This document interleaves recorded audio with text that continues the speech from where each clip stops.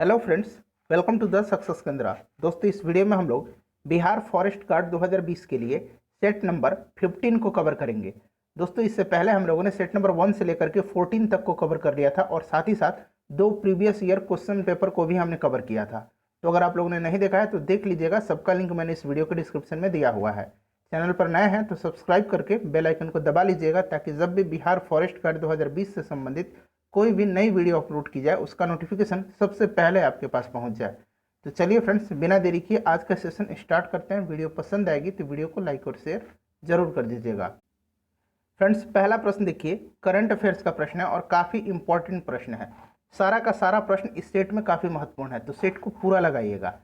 केंद्र सरकार ने रक्षा अध्ययन एवं विश्लेषण संस्थान का नाम बदल करके किसके नाम पर रखने का निर्णय लिया है? मोस्ट इंपॉर्टेंट क्वेश्चन है। तो सही आंसर हो जाएगा ऑप्शन नंबर 3, मनोहर पर्रिकर। मनोहर पर्रिकर भारत के पूर्व रक्षा मंत्री और गोवा के पूर्व मुख्यमंत्री थे, ध्यान रखना है आपको। नेक्स्ट क्वेश्चन देखिएगा, दूसरा प्रश्न कि मलेशिया के नए प्रधानमंत्री के रूप में किसे नियुक्त किया गया है?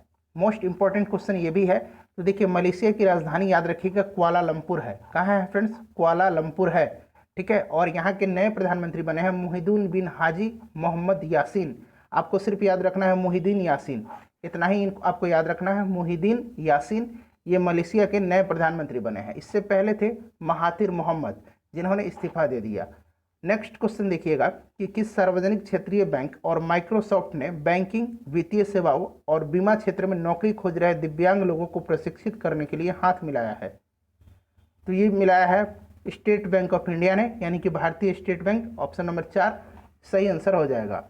नेक्स्ट क्वेश्चन देखिएगा और आप लोग जरा कमेंट करके बताइए कि एसबीआई के अभी वर्तमान में अध्यक्ष कौन है? ठीक है, चलिए अगला क्वेश्चन देखिएगा कि मंदिर निर्माण के लिए राम जन्मभूमि ट्रस्ट की समिति के प्रमुख के रूप में किसे चुना गया है? ये भी प्रश्न इंपॉर्टेंट है। तो देखिए, इस प्रश्न का सही आंसर हो जाएगा ऑप्शन नंबर 4, महंत नृत्य गोपाल। याद रखिएगा, महंत नृत्य गोपाल को चुना गया है। नेक्स्ट क्वेश्चन देखिए, अगला क्वेश्चन है कि चीन के वुहान इंस्टीट्यूट ऑफ वायरोलॉजी ने नोवल कोरोना वायरस के इलाज के लिए रेमडेसिविर, ठीक है, रेमडेसिविर नामक दवा के उपयोग के लिए पेटेंट हेतु आवेदन किया है। इस दवा का विकास किस कंपनी ने किया है? इतना ये खास प्रश्न नहीं है, तो फिर भी ध्यान रखिएगा। सही आंसर हो जाएगा इसका ऑप्शन नंबर कितना हो जाएगा, बता देता हूं, 1 मिनट, इसको पहले एडजस्ट कर दूं ताकि आपको दिखाई दे। हाँ, तो इस प्रश्न का सही आंसर जो है वो हो जाएगा 4 नंबर, गिलियाड, ठीक है, गिलियाड। नेक्स्ट क्वेश्चन है कि किसी विदेशी फुटबॉल क्लब से प्रोफेशनल कॉन्ट्रैक्ट प्राप्त करने वाले भारत की प्रथम महिला फुटबॉल खिलाड़ी कौन है? देखिए, महिला फुटबॉल खिलाड़ी हैं, इसीलिए इंपॉर्टेंट है और पहली भी हैं। तो फ्रेंड्स, ये कौन है? ये हैं मणिपुर की एन बाला देवी। मणिपुर की हैं ये एन बाला देवी। ऑप्शन नंबर 1 सही आंसर होगा। यहाँ से हम लोग हिस्ट्री के प्रश्न कवर करेंगे। फ्रेंड्स, अब तक आपको आइडिया लग ही गया होगा कि किस प्रकार से प्रश्न पूछे जाएंगे, और ऑलरेडी हम लोगों ने 2 प्रीवियस ईयर क्वेश्चन पेपर को भी कवर किया था, तो इससे भी आपको आइडिया लग गया होगा। बहुत ही कम समय रह गया है, केवल 2-3 दिन और बचे हुए आपके एग्जाम में, तो ज़्यादा से ज़्यादा आप लोग स्टडी कीजिए। महात्मा बुद्ध निम्न में से क्या नहीं मानते थे? महात्मा बुद्ध निम्न में से क्या नहीं मानते थे? तो ईश्वर की सत्यता, ईश्वर की सत्यता। ऑप्शन नंबर 2 जो होगा सही आंसर हो जाएगा। और ध्यान रखिएगा, महात्मा बुद्ध को एशिया का ज्योतिपुंज कहा जाता है, यानी कि लाइट ऑफ एशिया के नाम से इनको जाना जाता है। नेक्स्ट क्वेश्चन देखिए कि 326 ईस्वी पूर्व में भारत पर किसके नेतृत्व में विदेशी आक्रमण हुआ था? तो बहुत ही आसान प्रश्न है। ये 326 ईसा पूर्व जो है आपको याद रखना है, किसने किया था? सिकंदर ने किया था। किसने किया था? अलेक्जेंडर द ग्रेट, सिकंदर ने किया था। ऑप्शन नंबर 4 सही आंसर हो जाएगा। नेक्स्ट क्वेश्चन देखिएगा कि सूफी आंदोलन का संबंध निम्न में से किस धर्म से है? तो सूफी आंदोलन का संबंध जो है यह इस्लाम धर्म से है। ऑप्शन नंबर 3 सही आंसर हो जाएगा, इस्लाम धर्म से है। अगला क्वेश्चन देखिएगा कि लॉर्ड विलियम बेंटिंग भारत का गवर्नर जनरल किस चार्टर एक्ट के द्वारा बना था?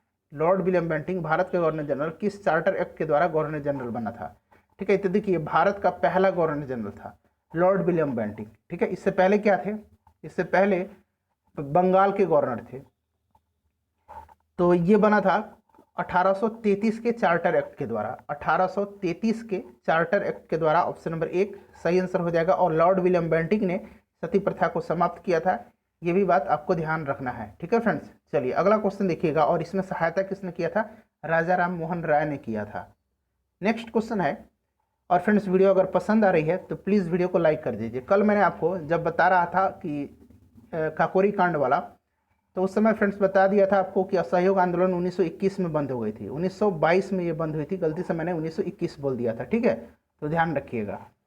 अब बोलते दौरान कुछ गलती हो जाती है, ध्यान भटक जाने से, या फिर कंसंट्रेशन बना के रखना होता है। यहाँ मैं स्क्रीन पर भी बनाता हूँ, फिर कुछ गलती ना बोल दूँ, इसका भी ध्यान रखना होता है, तो इस तरह से कुछ गलती हो जाती है, तो उसके लिए मैं क्षमा चाहता हूँ। 11 नंबर है कि भारतीय राष्ट्रीय कांग्रेस के इनमें से कौन अध्यक्ष नहीं हुए हैं? तो थोड़ा सा आप लोग ध्यान लगाइएगा, आपको पता चलेगा। तो सही आंसर हो जाएगा ऑप्शन नंबर 3, भगत सिंह। भगत सिंह कभी भी इसके अध्यक्ष नहीं हुए हैं। पंडित जवाहरलाल नेहरू 1929 के लाहौर अधिवेशन, ये सब आपको पता होगा। उसके बाद 1936 से तथा 1937 में, ठीक है। और सुभाष चंद्र बोस जो थे ये 2 बार अध्यक्ष हुए थे, हरिपुरा और त्रिपुरी अधिवेशन में। दादा भाई नौरोजी जो थे ये दूसरा जो अधिवेशन हुआ था 1886 में, उसी में ही बने थे। और फिर 1893, 1906 के कलकत्ता अधिवेशन। अगला क्वेश्चन देखिएगा, क्वेश्चन नंबर 12 है कि किस ब्रिटिश गवर्नर जनरल ने भारत में डाक टिकट की शुरुआत की थी? तो किसने किया था? इंपॉर्टेंट क्वेश्चन है। तो फ्रेंड्स ये किया था लॉर्ड डलहौजी ने। किसने किया था? लॉर्ड डलहौजी ने किया था। इंपॉर्टेंट है, देखिए लॉर्ड डलहौजी ने भारत में डाक टिकट, रेल और तार सेवाओं की शुरुआत की थी। रेल इसी के दौरान चलाया गया था। अगला क्वेश्चन भूगोल का है। देखिए क्षोभ मंडल की मोटाई बढ़ सकती है। क्षोभ मंडल की मोटाई बढ़ सकती है गर्मी में। ऑप्शन नंबर 2 सही आंसर हो जाएगा, गर्मी में, याद रखिएगा, ठीक है। और ये पृथ्वी की ये वायुमंडल की सबसे निचली परत है, सबसे निचली परत है। और जितनी भी वायुमंडलीय घटनाएं होती हैं, जैसे कि बारिश, बादल, मेघ गर्जन, सब कुछ यही होता है। अगला क्वेश्चन देखिएगा कि सौर प्रणाली में पृथ्वी सूर्य से कौन सा ग्रह है? पृथ्वी जो है सूर्य से पूछा जा रहा है, ये क्रम आप लोग जरूर याद रखिएगा। सबसे सूर्य के नजदीक कौन सा है? बुध है, उसके बाद शुक्र है, उसके बाद पृथ्वी है। तो पृथ्वी कौन से नंबर पर है? तीसरे नंबर पर। बुध, शुक्र, पृथ्वी, फिर मंगल, ये आंतरिक ग्रह कहलाते हैं, ठीक है फ्रेंड्स। उसके बाद बात करें तो बृहस्पति, फिर शनि, अरुण एवं वरुण है। अगला क्वेश्चन देखिएगा कि मसाला का बगीचा राजस्थान के किस शहर से संबंधित है? तो करेक्ट आंसर हो जाएगा जोधपुर। ऑप्शन नंबर 2 हो जाएगा जोधपुर, याद रखिएगा, ठीक है। चलिए नेक्स्ट क्वेश्चन देखिएगा कि हिमालय का कौन सा शिखर भारत के अंतर्गत आता है? तो भारत के अंतर्गत इसमें से कौन सा आता है? कंचनजंगा। ऑप्शन नंबर 4 सही आंसर हो जाएगा कंचनजंगा। सिक्किम और नेपाल सीमा पर यह अवस्थित है। नेक्स्ट क्वेश्चन है कि निम्नलिखित झीलों में से कौन सी बिहार में स्थित है? बिहार में इसमें से कौन सी झील स्थित है? तो देखिए ये सांभर कहाँ है? राजस्थान में है। आपको याद होगा सांभर राजस्थान में है। और इस पर भी कल एक प्रश्न था कि सबसे अधिक खारे पानी की झील थी या नमकीन पानी की झील, तो ये सांभर मैंने बता दिया था।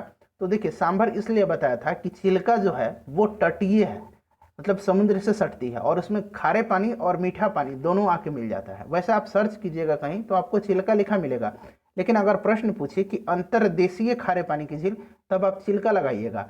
और तटीय खारे पानी की झील, माफ कीजिएगा, अंतर्देशीय पूछे तो सांभर लगाइएगा, और तटीय खारे पानी की झील पूछे तो चिल्का लगाइएगा, ठीक है। चलिए तो देखिए बिहार में इसमें से अनुपम झील है। ऑप्शन नंबर 1 जो होगा 17 का करेक्ट आंसर हो जाएगा। और यह बिहार के कैमूर जिले में है। जिला भी याद रखिएगा। निम्नलिखित भू आकृतियों में से किसके द्वारा बिहार राज्य का उत्तर पश्चिम भाग घिरा हुआ है? तो बिहार का उत्तर पश्चिम भाग जो घिरा हुआ है ये सोमेश्वर की जो पहाड़ी है उससे घिरा हुआ है। ऑप्शन नंबर 1 सही आंसर हो जाएगा। सोमेश्वर की पहाड़ी ये पश्चिम चंपारण जिले में है, ध्यान रखिएगा, ठीक है। चलिए अगला क्वेश्चन देखिएगा। नेक्स्ट क्वेश्चन है यहां से पॉलिटी का प्रश्न है कि किसी व्यक्ति के मौलिक अधिकार का जब उल्लंघन होता है तो वह किसके पास जा सकता है? मोस्ट इंपॉर्टेंट क्वेश्चन है। तो सही आंसर हो जाएगा इसमें से, बताइए किसके पास वो जा सकता है? मौलिक अधिकार का जब हनन होगा तो वो सर्वोच्च न्यायालय के पास जाएगा, न्यायालय के पास जाएगा, प्रधानमंत्री के पास थोड़ी जाएगा वो। चलिए अगला क्वेश्चन देखिए। नेक्स्ट क्वेश्चन देखिएगा कि भारतीय संविधान की 8वीं अनुसूची संबंधित है। तो 8वीं अनुसूची में 22 भाषाओं का उल्लेख है। कल भी मैंने बताया था, तो ये भाषाओं से संबंधित है। ऑप्शन नंबर 3 सही आंसर होगा। भारतीय संविधान की प्रस्तावना में समाजवादी शब्द जोड़ा गया। फ्रेंड्स वीडियो को एक लाइक और एक शेयर जरूर कर दीजिएगा, काफ़ी मेहनत कर रहा हूँ आपके लिए। और फ्रेंड्स जब आप एग्जाम देकर आइएगा तो आप लोग जो स्मृति पर आधारित आपके प्रश्न रहेंगे, याद रहेंगे, उसको आप लोग जरूर व्हाट्सएप ग्रुप में जुड़ जाइए, लिंक मैं दे दूंगा और वहाँ आप लोग जरूर क्वेश्चन को कमेंट करके बता दीजिएगा। भारतीय संविधान की प्रस्तावना में समाजवादी शब्द कब जोड़ा गया था? मोस्ट इंपॉर्टेंट क्वेश्चन है। तो देखिए ये जो शब्द जोड़ा गया था ये कब जोड़ा गया था? तो ये 42वां संविधान संशोधन जो कि 1976 में हुआ था और इसको लघु संविधान कहा जाता है, ये बात ध्यान रखिएगा। इसी के अंतर्गत जो है प्रस्तावना में समाजवादी, धर्मनिरपेक्ष और शब्द जोड़े गए थे। अगला क्वेश्चन देखिएगा, नेक्स्ट क्वेश्चन है कि भारतीय संविधान का कौन सा भाग राज्य के नीति निर्देशक सिद्धांतों के से संबंध है? तो नीति निर्देशक सिद्धांत कल भी मैंने बताया था भाग 4 में है, 36 से लेकर के 51 तक के अनुच्छेद में आयरलैंड के संविधान से इसको लिया गया है। नेक्स्ट क्वेश्चन है कि संविधान के किस संशोधन द्वारा मौलिक कर्तव्यों को शामिल किया गया है? तो बताइए सही आंसर इसका क्या हो जाएगा? ये भी प्रश्न इंपॉर्टेंट है और कई बार मैं बता चुका हूँ, ठीक है। तो बताइए सही आंसर इसका हो जाएगा ऑप्शन नंबर 2, 42वें संविधान संशोधन के द्वारा। टोटल 11 मौलिक कर्तव्य हैं और इसे रूस के संविधान से लिया गया है। संविधान की प्रस्तावना में भारत को क्या कहा गया है? प्रस्तावना आप लोगों को याद होगा, बताइए क्या कहा गया है? तो सही आंसर हो जाएगा ऑप्शन नंबर 4, ठीक है, ऑप्शन नंबर 4 सही आंसर इसका हो जाएगा। नेक्स्ट क्वेश्चन देखिएगा, नेक्स्ट क्वेश्चन है 25 नंबर। 25 नंबर प्रश्न यहाँ से ये इकोनॉमिक्स का है। सामान्य मूल्य निम्नलिखित में से किस बाजार की विशेषता है? तो सामान्य मूल्य जो है ये किसकी विशेषता है? ये है पूर्ण प्रतियोगिता की, पूर्ण प्रतियोगिता की। ऑप्शन नंबर 2 सही आंसर हो जाएगा। निम्नलिखित में से कौन सा कथन सार्वजनिक क्षेत्र इकाई के लिए सही है? तो इसमें से आपको बताना है कि कौन सा कथन जो है सही है। तो यह है अधिकांश परिसंपत्तियां सरकारी स्वामित्व में होती है। ऑप्शन नंबर 3 सही आंसर हो जाएगा। निम्नलिखित में से किस उद्देश्य की पूर्ति के लिए भारत सरकार के द्वारा नकुल स्वास्थ्य पत्र योजना शुरू की गई है? फ्रेंड्स साइंस का प्रश्न है इस वीडियो में, क्वेश्चन नंबर 56 से लेकर के, ठीक है फ्रेंड्स। तो साइंस और हिंदी ये दोनों मिल करके आपके करीब करीब मेरे ख्याल से 40-45 नंबर के हैं।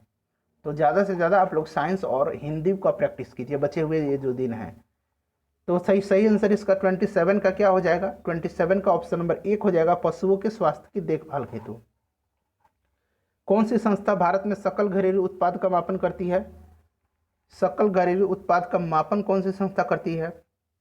तो फ्रेंड्स ये करती है भारतीय रिजर्व बैंक, ठीक है, जीडीपी। नेक्स्ट क्वेश्चन है 29 नंबर। हाँ 29 नंबर देखिए, 28 नंबर था ये, अब 29 नंबर देखिए। एक मिनट, शायद कुछ गलती हो गई है। हाँ 27 का पहले देख लीजिए, 27 का मैंने बता दिया था, उसके बाद 28 नंबर का कौन सी संस्था भारत में सकल घरेलू उत्पाद का मापन करती है? तो ये करती है केंद्रीय सांख्यिकी कार्यालय। अगला क्वेश्चन है कि भारत में मौद्रिक नीति कौन लागू करता है? देखिए दोनों प्रश्न लगातार जो है इंपॉर्टेंट है। भारत में मौद्रिक नीति कौन लागू करता है? तो फ्रेंड्स ये कौन लागू करता है? ये लागू करता है भारतीय रिजर्व बैंक, मैंने उल्टा बता दिया था। नेक्स्ट क्वेश्चन देखिएगा कि पहली पंचवर्षीय योजना का मुख्य उद्देश्य क्या था? तो पहली पंचवर्षीय योजना का जो उद्देश्य था वो औद्योगिक विकास था। ऑप्शन नंबर 2 करेक्ट आंसर हो जाएगा। ध्यान रखिएगा पहली पंचवर्षीय योजना 1951 से लेकर के 1956 तक रही थी। सबसे पहले तो पूछा जाता है कि शुरुआत कब हुई थी, तो याद रखना है ये आपको, पहली और पहला ये 1951 याद रखिएगा, एक आ रहा है ना 1951, तो इस तरह से आप लोग रिलेट करके याद रखिएगा। अगला क्वेश्चन है 31 नंबर। फ्रेंड्स 31 में और 31 से मैंने बताया था कि 55 तक मैथ और रीजनिंग के क्वेश्चन है और इसका पीडीएफ आपको टेलीग्राम पर मैं दे दूंगा, वहां से आप लोग जो रीजनिंग और मैथ के क्वेश्चन हैं उसको आप लोग सॉल्व कर लीजिएगा। वैसे बहुत ही आसान प्रश्न है, आप लोग देख सकते हैं कि 60 रुपये में बेचने पर 5 रुपये का लाभ होता है। तो यहाँ से आप क्रय मूल्य नहीं निकाल लीजिएगा, क्रय मूल्य निकाल लीजिए, कितना हो जाएगा? 55 रुपया हो जाता है क्रय मूल्य। उसके बाद कह रहा है कि 10 रुपये, हाँ फिर 120 रुपये में अगर बेचा जाए तो होने वाला लाभ क्या है? तो 55 रुपये में खरीदा था और इसको 120 रुपये में अब बेच रहा है, तो बता दीजिए कितना लाभ हो जाएगा? 65 रुपीज़ का लाभ हो जाएगा, आप सभी को पता होगा, ठीक है। ऑप्शन नंबर 4 करेक्ट आंसर हो जाएगा। उसी प्रकार देखिए कि 8 लोग 5 दिन में एक काम करते हैं, उसके बाद कह रहा है कि 10 लोग मिलकर कितने दिन में काम कर लेंगे? तो x मान लीजिए, x इक्वल टू कितना हो जाएगा? 8 गुना 5 बटा 10 हो जाएगा, 5 दूना 10 और 2 चौके 8, यानी कि 4 दिन में करेंगे। तो सही आंसर ऑप्शन नंबर 1 हो जाएगा। तो इसी प्रकार आसान प्रश्न है, सब आप लोग सॉल्व कर लीजिएगा, पीडीएफ इसका टेलीग्राम पर आपको मिल जाएगा। आइए 56 नंबर क्वेश्चन करते हैं। हाँ यहाँ से विज्ञान के प्रश्न है। प्रश्न देखिए कि एसी परिपथ यानी कि एसी सर्किट जो है, एसी परिपथ में एसी मीटर मापते हैं, तो बताइएगा इसका करेक्ट आंसर क्या होगा? तो फ्रेंड्स इसका करेक्ट आंसर जो है ऑप्शन नंबर 2 हो जाएगा, आरएमएस मान। क्या मापते हैं? रूट मीन स्क्वायर वैल्यू, अंग्रेजी में इसको रूट मीन स्क्वायर वैल्यू कहा जाता है। ठीक है, चलिए अगला क्वेश्चन देखिएगा कि जब किसी दर्पण में कोई प्रकाश तरंग परावर्तित होती है तब परावर्तन होता है उसके आयाम में। क्या होता है? उसके आयाम में। ठीक है, ऑप्शन नंबर 2 होगा सही आंसर। स्थलीय वातावरण में सबसे प्रचुर मात्रा में कार्बनिक यौगिक कौन सा है स्थलीय वातावरण में? तो फ्रेंड्स ये है सेलुलोज। ठीक है, सेलुलोज। और पादप की जो कोशिका भित्ति बनी होती है, यानी पेड़ पौधे की कोशिका भित्ति, वो सेलुलोज की बनी होती है, याद रखिएगा। कवक की कोशिका भित्ति काइटिन की बनी होती है। ये प्रश्न पूछा जाता है, पादप का किससे? सेलुलोज का। कवक का काइटिन से बना होता है। नेक्स्ट क्वेश्चन है कि प्रकाश संश्लेषण की क्रिया का उत्पाद निम्नलिखित में से कौन सा है? तो आप सभी को पता होगा कि सही आंसर इसका क्या हो जाएगा? सही आंसर इसका ऑप्शन नंबर 3 हो जाएगा, ऑक्सीजन। ठीक है, चलिए पौधों में द्वितीयक वृद्धि के निम्नलिखित में से कौन से ऊतक उत्तरदायी होते हैं? ये भी प्रश्न इंपॉर्टेंट है। तो फ्रेंड्स इसका करेक्ट आंसर जो है वो हो जाएगा ऑप्शन नंबर 2, कैम्बियम। ये मोस्ट इंपॉर्टेंट क्वेश्चन है, इसको याद रखिएगा, कैम्बियम। उसके बाद देखिए, कोई पिंड ऊष्मा का सबसे अधिक अवशोषण करता है जब वह हो, तो वह जब काला हो और खुरदरा हो तो सबसे ज्यादा अवशोषण करता है। नेक्स्ट क्वेश्चन है कि घरेलू विद्युत उपकरणों में प्रयुक्त सुरक्षा फ्यूज तार किस धातु की बनी होती है? तो देखिए उस धातु की बनी होती है जिसका बताना है कि क्या होगा। तो देखिए जिसका गलनांक कम हो, ऑप्शन नंबर 2 सही आंसर हो जाएगा, जिसका गलनांक कम हो। अगला क्वेश्चन देखिए, और एक प्रश्न पूछा जाता है कि फ्यूज तार किस में जोड़ा जाता है? लाइव वायर में, यानी कि जीवत तार, या एक अर्थ वायर होता है और एक न्यूट्रल होता है। तो किस में जोड़ा जाता है फ्यूज? फ्यूज हमेशा लाइव वायर में जोड़ा जाता है। ठीक है, विद्युतमय तार में जोड़ा जाता है, याद रखिएगा। अगला क्वेश्चन देखिएगा कि निम्नलिखित में से विद्युत का बेहतर संचालक कौन सा है? तो विद्युत का बेहतर संचालक इनमें से कौन सा है? लवण जल है, यानी कि साल्ट वाटर जो है ये सबसे अच्छा कंडक्टर होता है।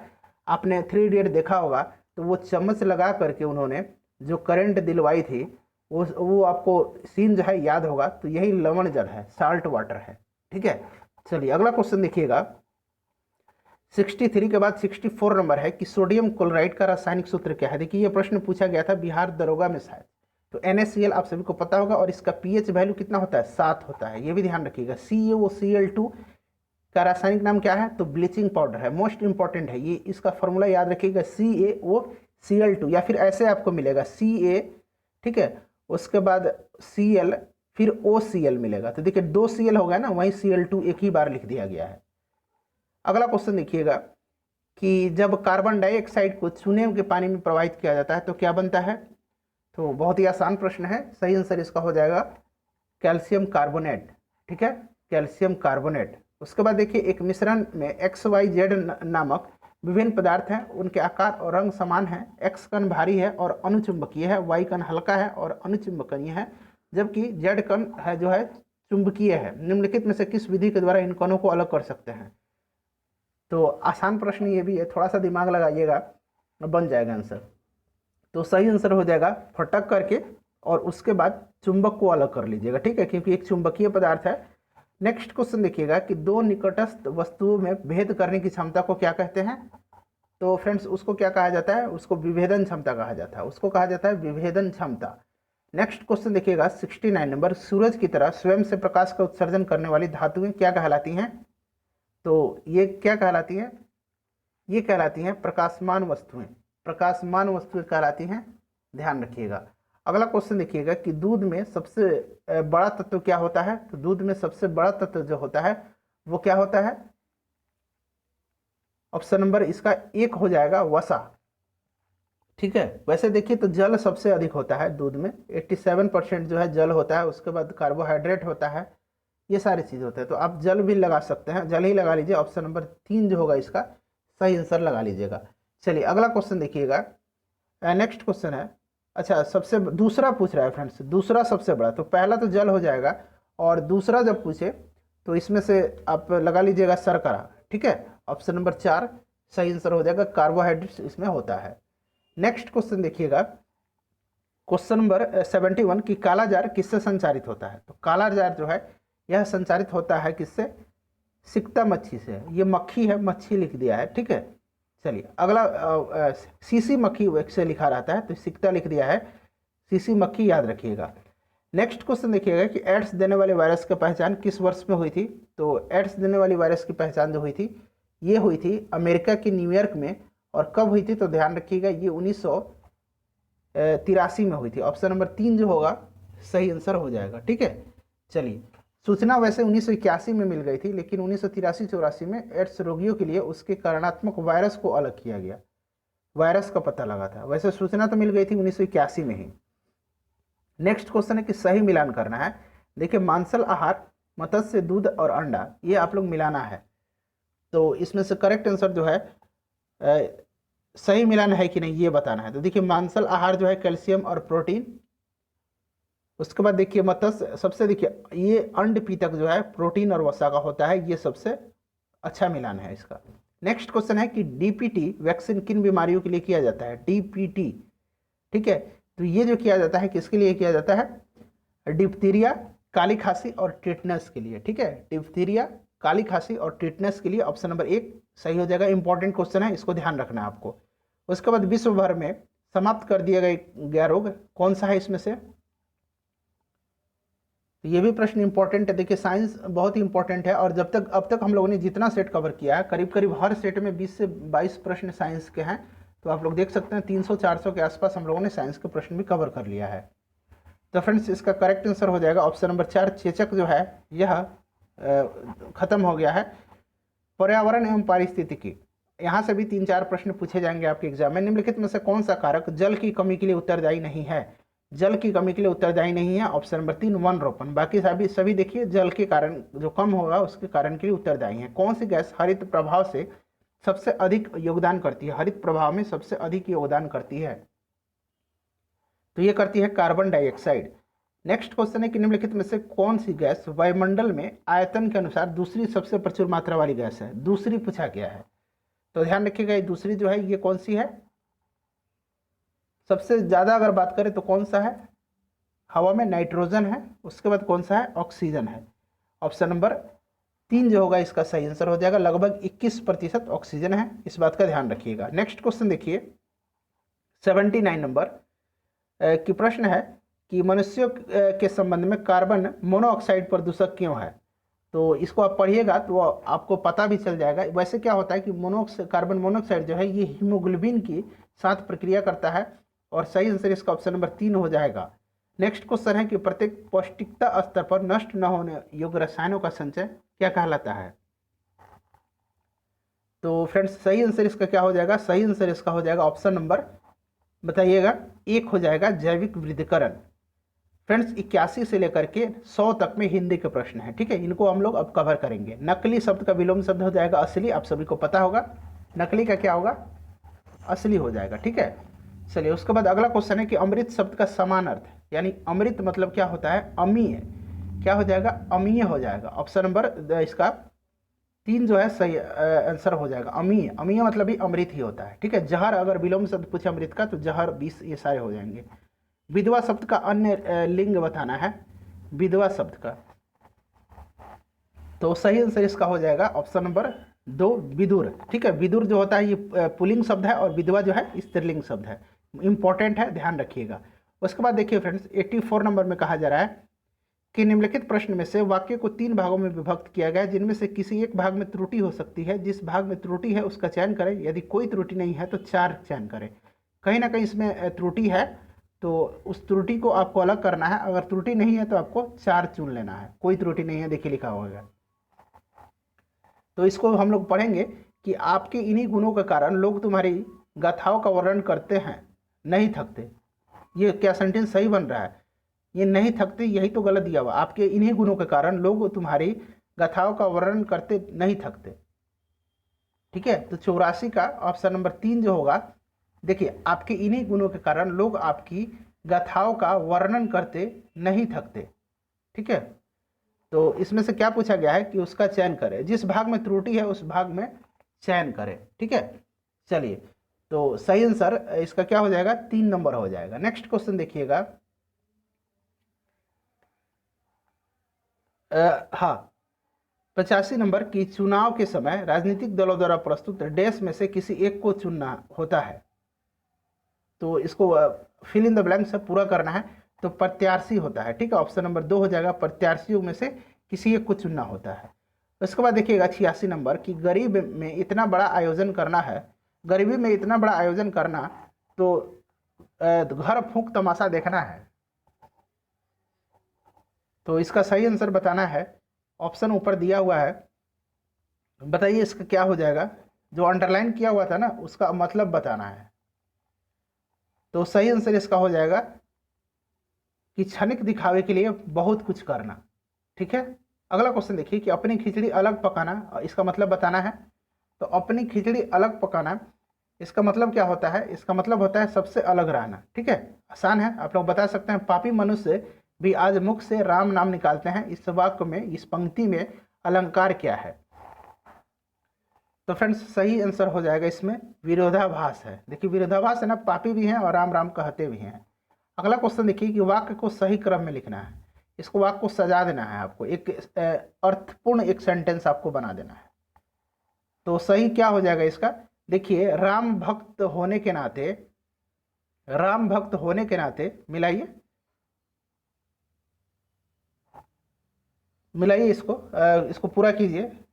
तो राम भक्त होने के नाते अंजनी पुत्र हनुमान उसके बाद सीता से मिलने के लिए तुरंत राजी हुए।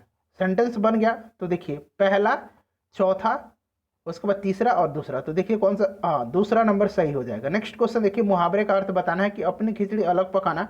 तो अभी ये मिला था कि सबसे अलग रहना, तो साथ मिलकर न रहना, बात वही होगी ना, अलग रहना साथ मिलकर न रहना। नेक्स्ट क्वेश्चन देखिएगा कि लाल घोड़ा दौड़ रहा है, इसमें विशेषण बताना है। तो घोड़ा का रंग ही तो विशेषण है, लाल विशेषता बता रहा है कि घोड़ा किस कलर का है, तो लाल रंग का है। उसके बाद देखिए 92 से लेकर के 96 तक में ये पूरा गद्यांश दिया हुआ है, इसको पढ़ना है। क्वेश्चन नंबर 92 से 96 तक जो प्रश्न दिए गए हैं, इसी गद्यांश पर आधारित प्रश्नों का आंसर आपको देना है। तो फ्रेंड्स जब मैं आपको पीडीएफ दूंगा तो वहां से आप लोग इसको सॉल्व कर लीजिएगा, पीडीएफ टेलीग्राम पर मिल जाएगा आपको, आप निश्चिंत रहिए। अब हमारा सेट लगभग खत्म ही हो जाएगा, कल भर और या परसों भर हम लोग सेट चलाएंगे, कल भर। उसके बाद सारा पीडीएफ आज ही मैं आपको दे दूंगा। तो आइए 97 नंबर क्वेश्चन अब हम लोग कवर करते हैं। 97 नंबर देखिए कि 97 नंबर कह रहा है फ्रेंड्स कि निम्नलिखित में से समान अर्थी शब्द का कौन सा जोड़ा सही नहीं है? समान अर्थी शब्द का देखिए, दांत, दंत, रदन, चांद, राकेश, शशि, झंडा, ध्वज, पताका, कमल, अंबु, आब, ये बताना है आपको। तो देखिए सही आंसर हो जाएगा ऑप्शन नंबर 4, कमल, अंबु। ये जो है अलग अलग है, अंबु मतलब जल होता है और कमल मतलब तो आप समझते ही हैं। तो ये जो है समान अर्थी नहीं है। झंडा का ध्वज भी होता है, चांद, राकेश को कहा जाता है, और दांत, दंत ये समान है। उसके बाद देखिए निम्नलिखित में से कौन सा रस है, इसका चयन कीजिए।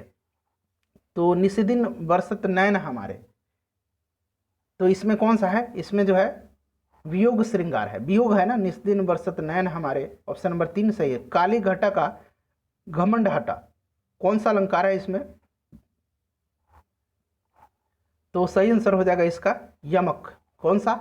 यमक अलंकार है। ठीक है फ्रेंड्स, उसके बाद देखिए संधि विच्छेद करना है। तो आप बताइएगा कि विद्यार्थी का, क्वेश्चन नंबर 100 में, कि विद्यार्थी का संधि विच्छेद क्या होगा। और मैं बड़ा कर देता हूं ताकि आपको और अच्छे से दिख जाए। हाँ अब आपको दिख रहा होगा, बताइए विद्यार्थी का संधि विच्छेद क्या होगा, कमेंट करके बता दीजिएगा। वीडियो पसंद आई है तो लाइक कर दीजिए और एक शेयर जरूर कर दीजिएगा। टेलीग्राम ज्वाइन कर लीजिए, पीडीएफ वहां पर मिल जाएगा। मिलता है नेक्स्ट वीडियो में, थैंक्स फॉर वॉचिंग।